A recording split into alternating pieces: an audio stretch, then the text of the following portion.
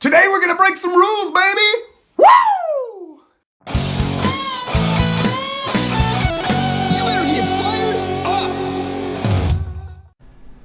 Quit being a rule follower and start being a rule breaker, baby. Hey, I want to give you two examples today of what I mean by that. Now, I'm not talking about breaking the law, going to jail, being unethical, being immoral. I'm not talking about any of that. I'm talking about thinking outside the box, all right? When you hear about hurdles, issues, concerns, dude, get the deal done. Look at those as opportunities to get the deal done, not as ways to break up the deal.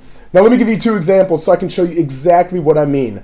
I'll give you two deals that I closed in the past that I'm telling you, man, 95% of realtors would have let it die. All right, so number one, I had a real good client of mine. He was selling 3 properties with me. They all had to close in 30 days for legal reasons.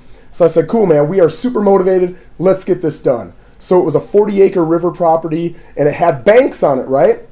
He'd ridden up and down those banks with his four-wheeler for years. And the county had told him, hey, man, you can't do that. If you do that, we're going to make you restore it back to normal before you sell it. So don't do that. Well, he did it anyway because he figured, hey, man, it's my property. Nobody's going to tell me what to do. So when we went to sell, I wasn't aware of that.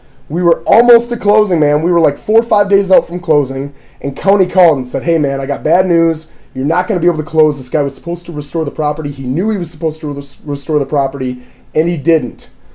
Most people would say, man, the deal's done. I said, all right, listen, what does restore mean? Tell me exactly what it means, and we will get this done. He said, there's no way you're going to get it done. I said, leave that to me, baby. Tell me what's got to happen.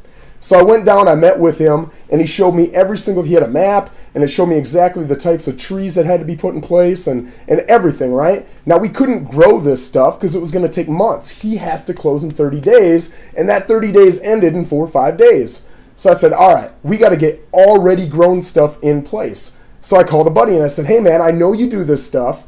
How long is it going to take to get this done? He said, man, I might be able to get that done in like a week, and I'm about 3 weeks out right now from being able to book you. So you're looking at a month before it's done. I was like, dude, that's not going to work. I need it done in 2 days, and it's got to start tomorrow. And he laughed. He said, hey, man, I love you, but I don't love you that much. I got too much business already planned up. I can't do it. I said, listen, how much you making on that business? What's your profit? He said, $1,500. I said, what if I up it to $3,000? What if I can talk my seller into $3,000 plus your costs, and we'll get that done? He said, that's an $8,000 project. That bumps it up to $11,000. I just can't do it, man. I've got business already lined up. I said, cool. Give me a couple minutes. I'll call you right back. So I called my seller, and I said, hey, man, here's the deal.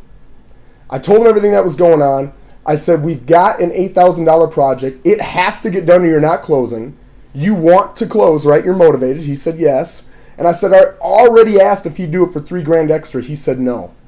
So you got to bump it up. Are you willing to bump it up? He said, listen, man, I'll bump it up to whatever it takes. Offer him $10,000. It has to get done. Okay, cool. So I called up my buddy. I said, listen, man, $8,000 plus the $10,000 profit. How about $18,000? But you get it done in 2 days. He said, you got it, man. And he made it happen, and we got that sucker closed. It was crazy, man. Every realtor I know would have let that sucker fail. But I called, I kept making calls, and I kept turning no's into yeses, baby, because I was thinking outside the box, and I was not following the norms, not following the rules, man. You got to break some rules sometimes, man. When people tell you no, say, dude, how do I turn that into a yes? Let me give you a second example, right? I had a 3-bedroom, 2-bath house. It was a gorgeous house. It was a ranch style with a full unfinished basement. And I had a guy who came in at an open house, looked at it, loved it, said, hey, I'm going to go talk to my wife. I've already got a realtor, so I'll get with my realtor. I said, awesome. So I hear back from the realtor a couple days later, and I got an offer, right? So they get to the inspection contingency, and they came back and said, dude, the deal's not going to work. And I was like, what do you mean, man? They love this house. He said the wife didn't get a chance to see the house initially before they put the offer in. And when they came back in with the inspector, she noticed it only had 3 bedrooms, and she told her husband it had to have 4.